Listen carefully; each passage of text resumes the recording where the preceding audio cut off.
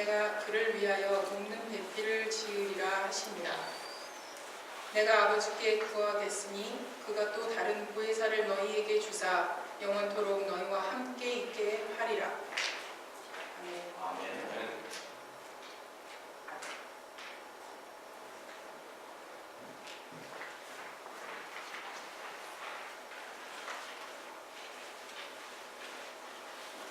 저희가 성령의 열매를 풍성히 맺자는 그 표를 가지고 지난주에는 저희 성령님이 어떤 분이신가, 특별히 생명을 주시는 기버 오브 라이프, 성령님께서 우리에게 육신의 생명을 주시고 또 영혼의 생명도 주시는 분이라는 것을 같이 살펴보았습니다.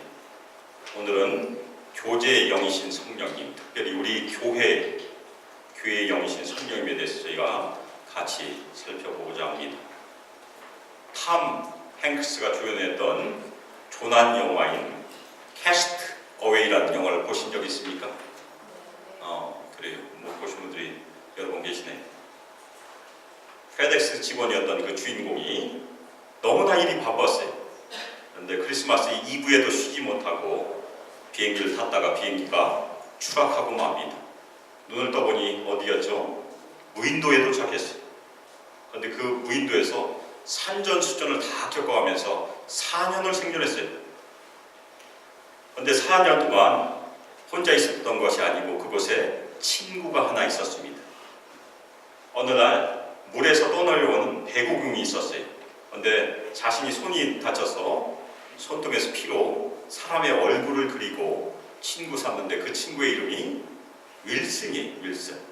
왜 윌슨이냐? 그 배구공 만든 회사가 윌슨 회사에 있었습니다. 그래서 윌슨과 대화를 해요. 어떤 때는 윌슨이랑 막 말다툼도 하고 그렇게 친구 삼아서 대화 상대로 4년을 버티게 돼요. 그 배구공 윌슨은 이 주인공의 4년 동안 섬 생활에서 생존하게 한 유일한 친구였었어요. 결국 주인공은 뗏목을 만들어서 탈출을 시도합니다. 그런데 표류 중에 파도에 휩쓸려서 윌슨이 바다 너머로 떠내려가게 돼요. 그래서 주인공이 윌슨을 구하려고 헤엄을 쳤지만 너무 멀리 떠내려가서 구하지 못합니다.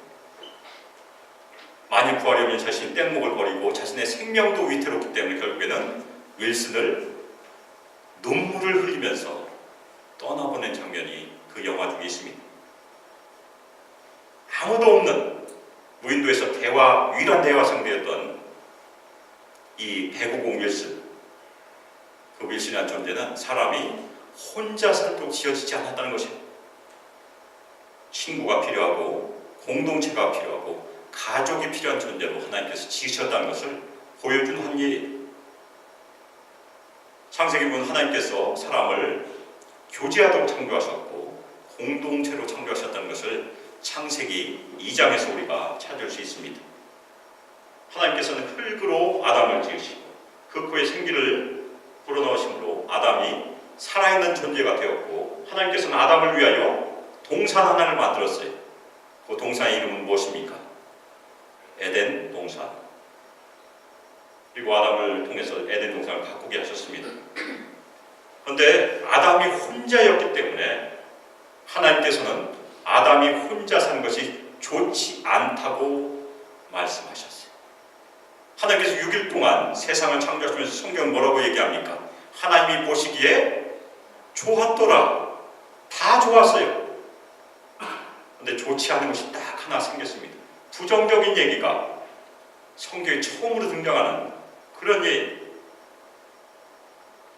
아담이 혼자 있는 것이 좋지 않았다는 것이 하나님의 말씀이었고 이 좋지 않은 것을 해결하기 위해서 하나님께서 무엇을 하셨습니까? 아담을 위해서 돕는 배필을 만드셨어요. 저희가 잘 아는 얘기입니다. 아담을 깊이 잠들게 하시고 하나님께서 수술을 하셨어요. 그렇죠? 갈비뼈 하나를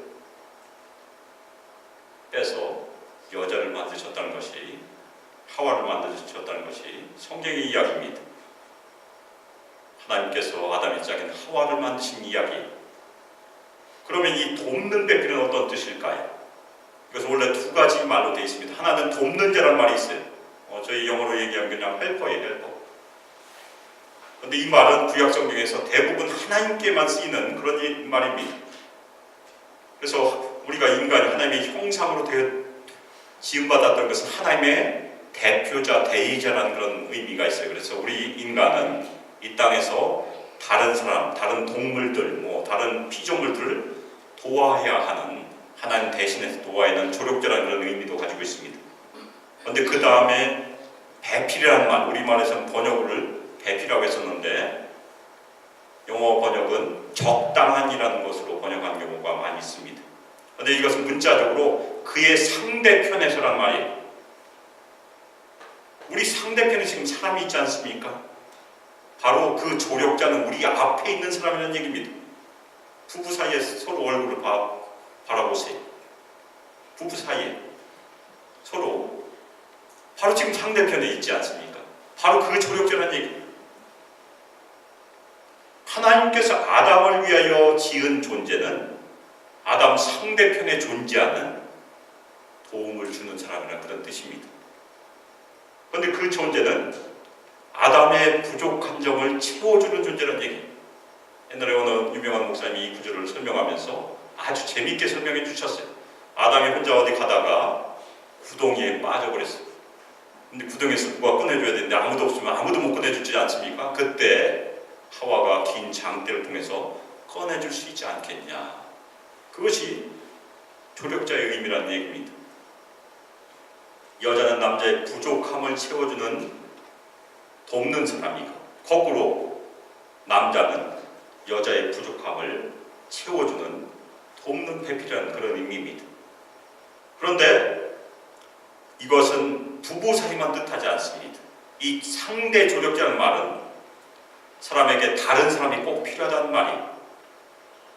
그 캐스터웨이에서 주인공의 짝인 윌슨, 생명도 없는 배구공이었지만 윌슨이 필요했던 것처럼 우리 모두에게 상대 조력자가 꼭 필요하다는 얘기고, 이것은 더 나아가서 하나님께서 사람을 창조하신 가장 완전한 목적, 우리가 완전한 삶을 살기 위한 중요한 길은 바로 공동체적인 삶이라는 얘기입니다. 사람은 혼자 살 수 없다는 얘기입니다. 그런데 하나님께서 이렇게 아름답게 아담과 하와 그리고 그 이후에 사람을 생육하고 번성하도록 창조하셨지만 아담과 하와는 불순종함으로 하나님과 분리되었습니다. 영원히 분리된 것입니다. 만약 하나님께서 손을 내밀지 않으면 사람에게는 희망이 없었어요. 그런데 성경의 이야기는 무엇입니까? 구약 성경과 신약 성경을 아주 짤막하게 요약하면 어떤 얘기로 할 수 있죠? 여러 가지로 설명할 수 있는데 그 중에 하나는 하나님께서 사람을 찾아오신 이야기, 계속해서 찾아오셨어요. 그분의 백성들과 함께 거하기 위해서 찾아오셨어요. 그래서 아담의 후손 중에 창세기 5장 24절에 보면 아담의 후손인 에녹이 등장합니다. 에녹이 하나님과 동행하더니 하나님이 그를 데려가심으로 세상에 있지 아니하였더라. 에녹은 300년 동안 하나님과 동행했습니다.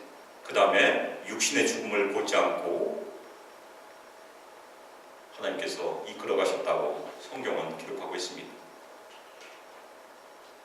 에녹이 몇 살까지 살았는지 혹시 아신 분이 있습니까? 365살. 1년하고 똑같습니다. 아주 기억하기 쉬워요. 365살. 65세에 무드셀라를 낳고 300년 동안 하나님과 동행했습니다. 그 다음에 하나님께서 노아를 부르셨어요.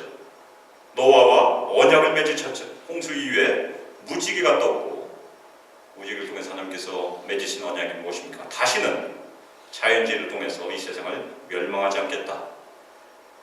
그것이 하나님의 언약이었습니다.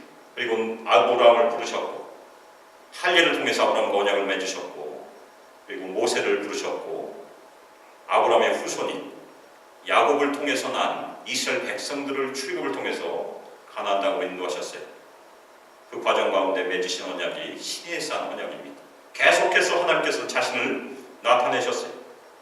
그리고 이스라엘 백성들에게 하나님께서 가시적으로 임재하신다, 영광으로 임재하신다는 것을 보여준 것이 바로 성막이고 성전이.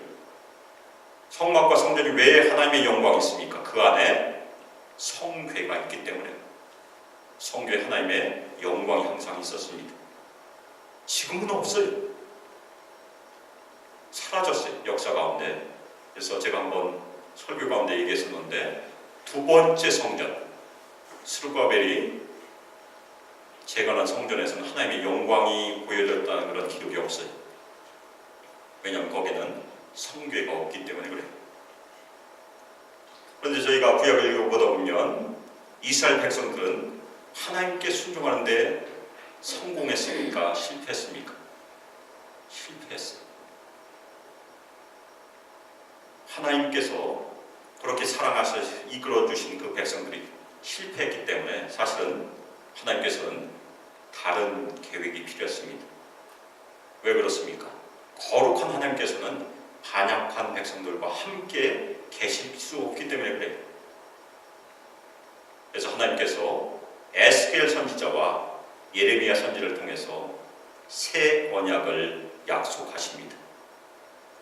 그래서 에스겔 36장 26절 보면 하나님께서 그분의 백성들에게 아주 새로운 형태로, 새로운 방식으로 성령을 부어주시겠다는 약속을 하십니다. 또 새 영을 너희 속에 두고 새 마음을 너에게 주되 너희 육신에서 굳은 마음을 제거하고 부드러운 마음을 줄 것이며. 저희가 예수님을 믿으면 두 가지 선물을 받습니다. 첫 번째는 성령께서 우리 안에 들어오세요.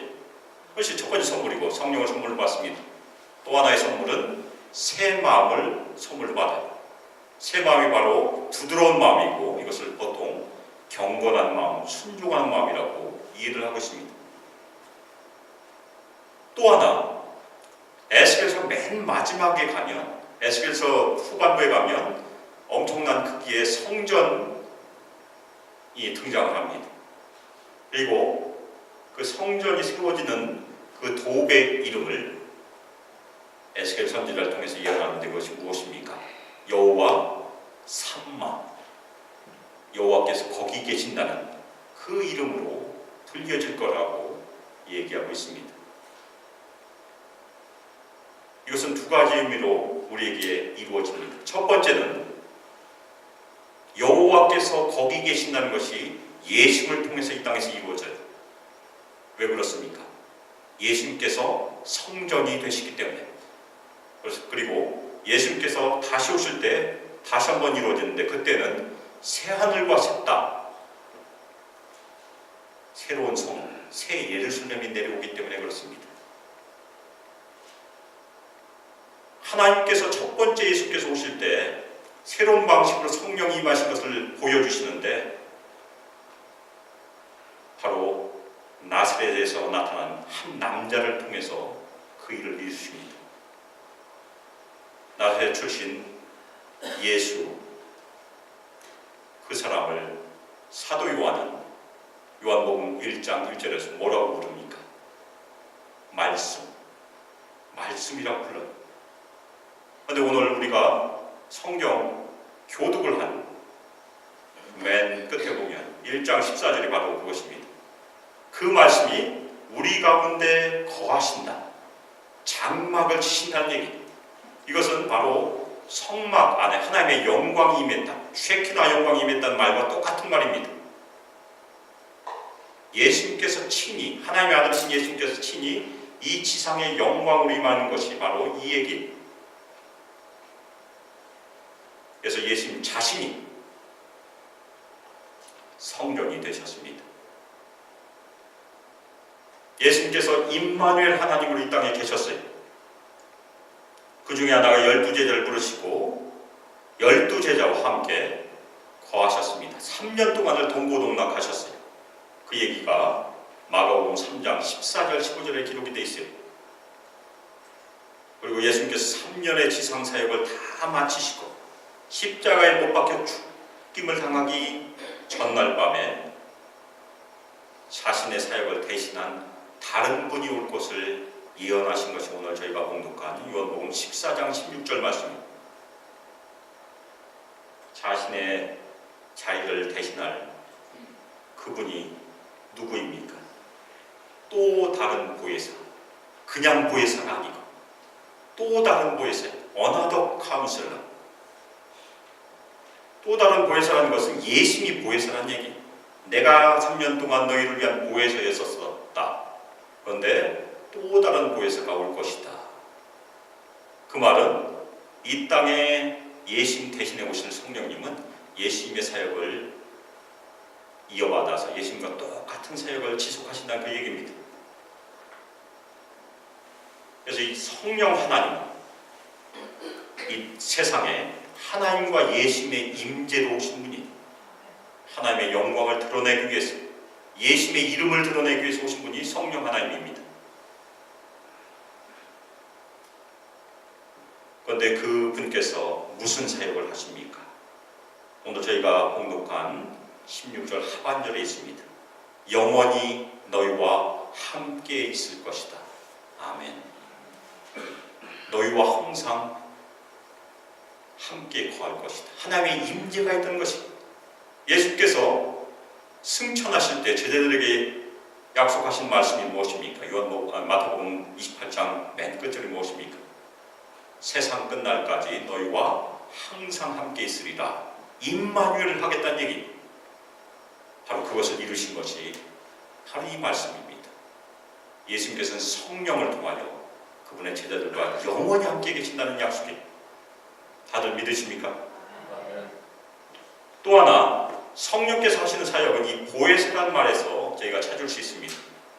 돕는 배필은 상대편에서 도와주는 자, 그런 뜻이라고 제가 말씀드렸는데, 이 보혜사라는 말은 옆에서 이름을 불러주는 사람이라는 뜻을 가지고 있어요. 그 말이 합쳐져서 한 가지 단어로 쓰이고 있어요. 그래서 저희가 보통은 위로자 아니면 변호자 이렇게 번역을 합니다. 그래서 남을 옆에서 도우기 위해 부름받은 사람이라는 그런 의미를 가지고 있는데, 성령 하나님께서는 바로 우리 옆에 계시며 우리를 돕는 사람이라는 그런 뜻을 가지고 있습니다. 그래서 보혜사 성령님은 예수님 대신에 이 땅에 오셔서 우리 제자들과 영원히 함께 거하시면서 우리를 영적으로, 우리 옆에서 우리를 위로하시고 격려하시고 인도하시고 영적으로 도와주시는 분이시다. 그것이 성령님의 사역이에요. 그러면 성령의 사역은 우리 교회와 어떤 상관이 있을까? 그것은 성전이라는 의미가 있습니다. 예수님께서 떠나셨어요. 성전이 있었던 예수님께서 떠나시면서 이 땅에 성전을 남겨두셨어요. 그 성전이 무엇입니까? 교회예요. 교회. 우리 소망교회가 성전입니다. 보통 우리가 교회를 하면 무엇이 떠오르십니까? 건물이 떠오릅니까 혹시? 제가 오래전에 다녔던, 한국에서 다녔던 교회에 주보의 앞에는 늘 그림이 하나 있었는데 가족들이 이렇게 품고 있는 그림이었었어요. 그것이 교회예요. 교회는 건물이 아니고 사람들의 모임입니다. 바로 그것이 성전이라는 얘기. 성령께서 이 지상에서 자신의 임재를 나타낸 것은 바로 성도들의 무리예요. 두세 사람이 내 이름으로 모인 곳이 나도 그들 중에 있느니라. 그것이 예수님의 말씀이고 그것이 성전의 의미입니다. 그것을 잘 표현한 말씀이 에베소서 2장 21절 22절 말씀입니다. 그의 안에서 건물마다 서로 연결하여 주 안에서 성전이 되어가고 너희도 성령 안에서 하나님이 거하실 처소가 되기 위하여 그리스도 예수 안에서 함께 지어져 가느니라. 우리 소망교회는 함께 지어져 가는 교회. 그리고 이 두 절 안에 하나님도 등장하고 예수님도 등장하고 성령님도 등장합니다. 삼위 하나님이 우리 안에 다 역사하신다는 것입니다. 어떻게 역사하십니까? 우리 모두가 하나님이 거하실 처소로 지어져 가므로 하나님께서 우리 소망교회에서 역사하시다는 놀라운 말씀입니다. 하나님께서는 십자들의 공동체인 교회를 성전 삼으시고 성령의 임재하심으로 자신의 영광을 드러내신 것이 이 지상에서 하나님의 교회가 존재하는 첫 번째 목적이 우리 교회는 하나님의 영광을 위해서 존재합니다. 아멘입니까?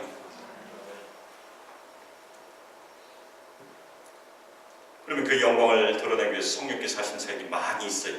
그런데 그 중에서 저희가 오늘 다뤄볼 가장 중요한 사역이 바로 교제, 코이노니아입니다. 이 코이노니란 말은 교제나 펠로십을 번역하기가 아주 쉽지 않은 그런 말이에요. 여러 가지 아주 광범위한 의미를 가지고 있기 때문에 그래서 저희가 언약 그리고 사랑 저희가 심지어 동역 그 관계에서의 교제로 보통 얘기합니다. 특별히 예수 그리스도께서 저에게 보여주신 것처럼 희생으로 자신을 희생함으로 동역하는 것도 이 코이노니아에 다 포함이 됩니다. 그런데 이 성령의 귀를 잘 표현해 준 말씀이 저희 주일 예배 맨 끝에 하는 축도 그 안에 들어있습니다.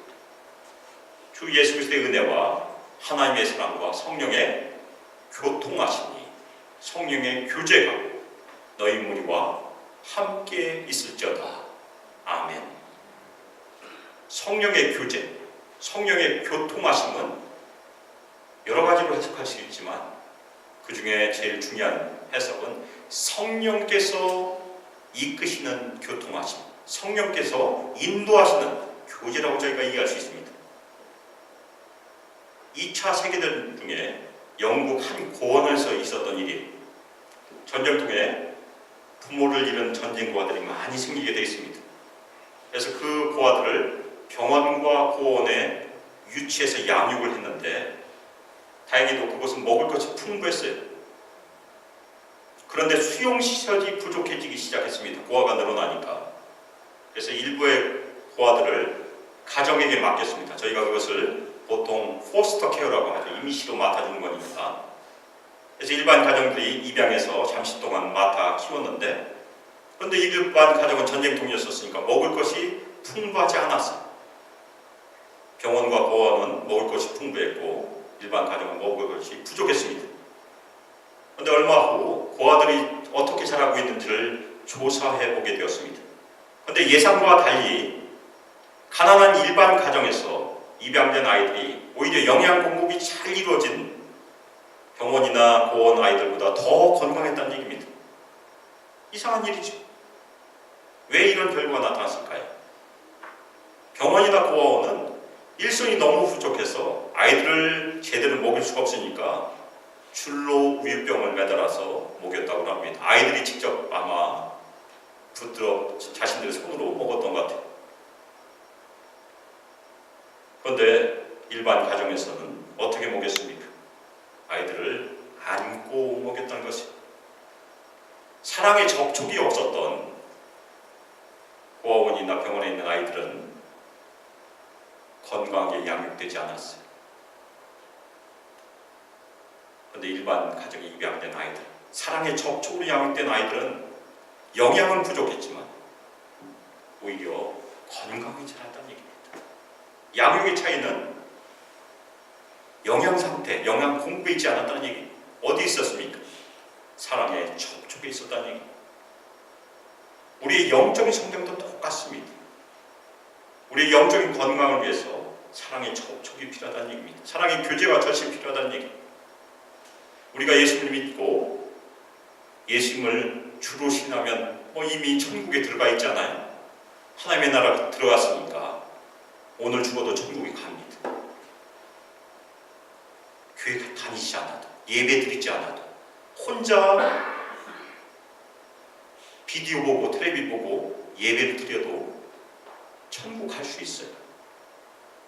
그래서 저희가 뭐라고 부릅니까? 요즘 한국에서 유행한 말인데 가나안 성도들. 가나안은 안 나가를 뒤집은 거예요. 교회를 안 나가니까 가나안 성도라고 불러요.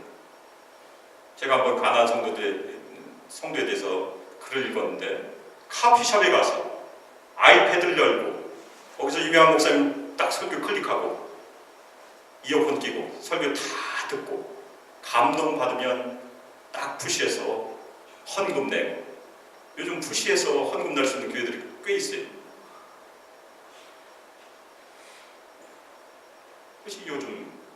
현대 새로운 또 신앙 형태입니다.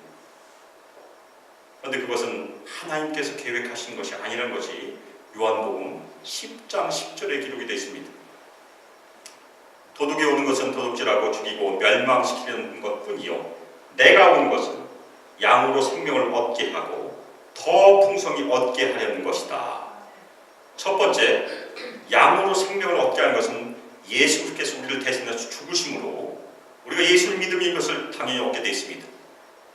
그런데 더 풍성히 얻는 것은 무엇을 통해서 오겠습니까? 바로 교회를 통해서 오게 된다는 얘기.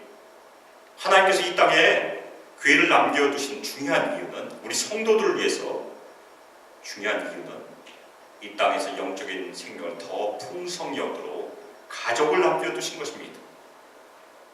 우리 수고함께는 하나님의 가족이고 예수님의 가족이에요.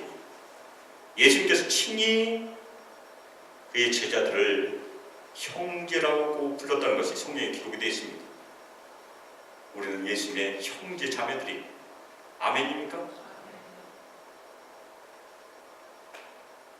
그래서 영생을 더 풍성히 얻게 하는 것은 바로 성령님을 통한 교회 안에서 교제를 통해서 이루어진다는 그런 말씀입니다.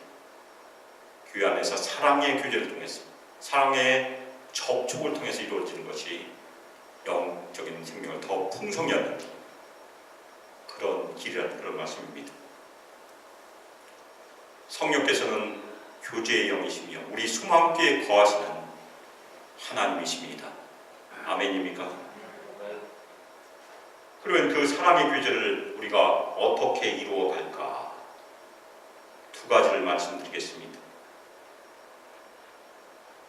물론 우리가 성령의 도구가 되어야 돼요. 그런데 성령의 도구가 되기 위해서 꼭 필요한 두 가지.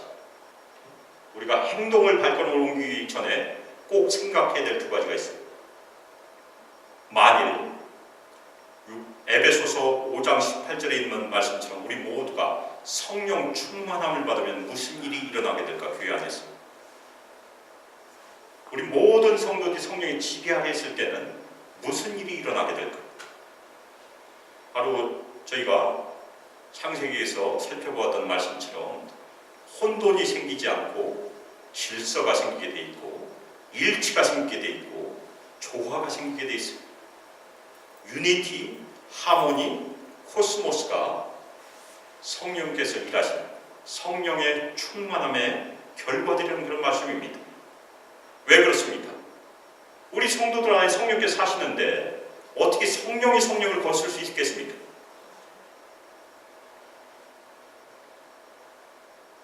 그런데 교회 안에서 일치가 깨지고 조화가 깨지고 질서가 깨져서 혼돈함을 경험한 경우가 꽤 많이 있어요. 그것은 성령의 지배를 온전히 받지 못한 상태, 성령 충만하지 못한 상태라는 얘기입니다. 우리는 당연히 개인적으로 성령 충만함을 위해서 기도해야 돼요. 그런데 자신 혼자만 성령 충만하고 다른 사람들 충만하지 않으면 조화를 이루기가 쉽지 않다는 얘기. 그래서 또 하나 기도 제목은 우리가 기도할 때 우리 소망교회가, 우리 교인 모두가 성령 충만함 받도록 기도하는 그런 얘기입니다. 아멘입니까? 성령께서 충만히 우리를 지배해 주시고 충만히 거하시도록 매일 기도하세요. 만일 우리 소망교회가 온전히 성령의 지배 아래 있고 성령 충만함을 받으면 그 다음 결과가 무엇입니까? 5장 19절 희와 찬미와 신령한 노래들로 서로 화답하고 20절 범사에 하나님께 감사하고 그런 일들이 그냥 일어날 거예요.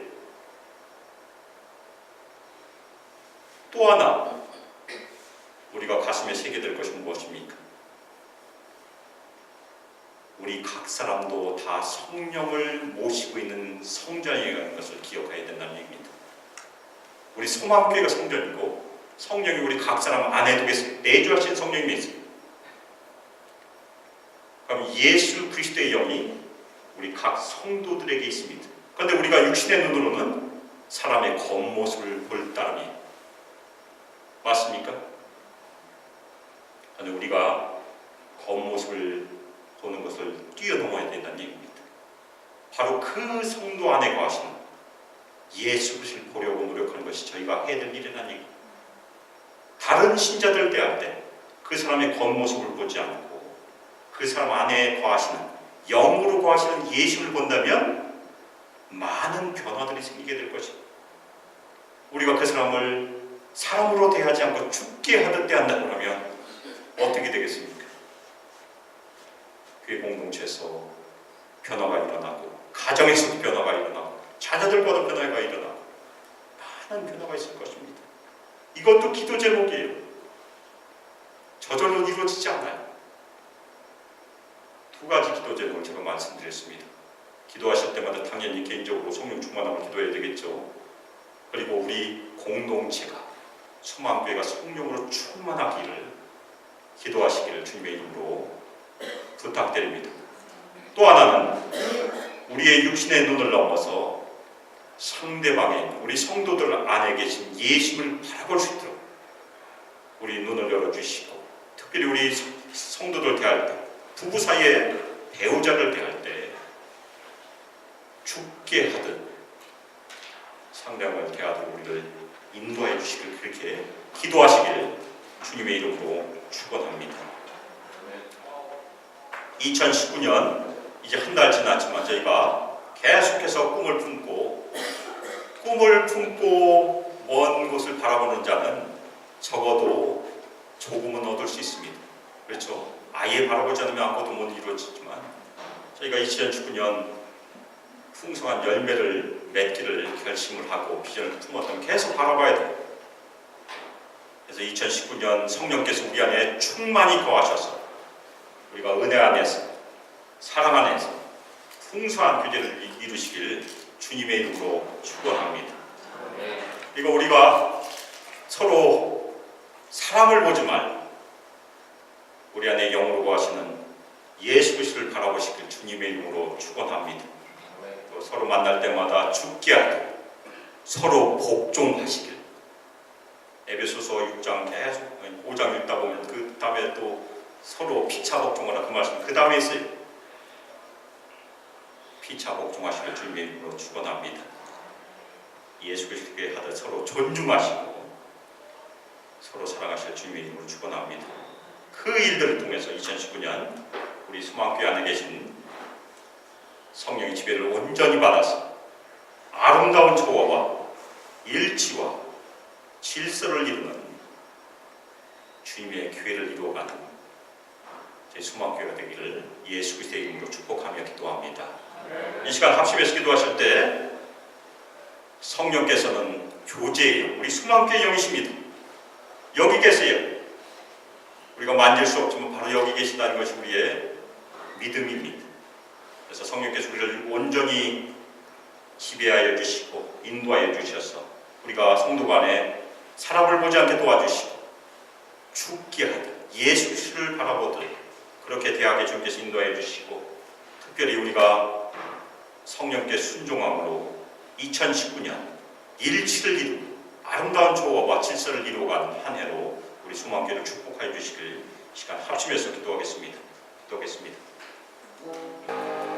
이제는 주 예수 그리스도의 은혜와 하나님의 사랑과 성령 하나님의 교통하심이, 교제하심이, 능력 주심이 이 땅에서 주님께 순종함으로 성령 충만함을 받아서 예수 그리스도께서 저에게 보여주신 그 모본대로 서로를 대할 때마다 사람에게 대하듯 하지 않고 죽게 하듯 하여 서로를 사랑하며 저희 소망교회 안에서 일치를 이루고 조화를 이루고 질서를 이루기를 결단한 저희 소망교회 위에 함께하기를 주 예수 그리스도의 이름으로 축복하며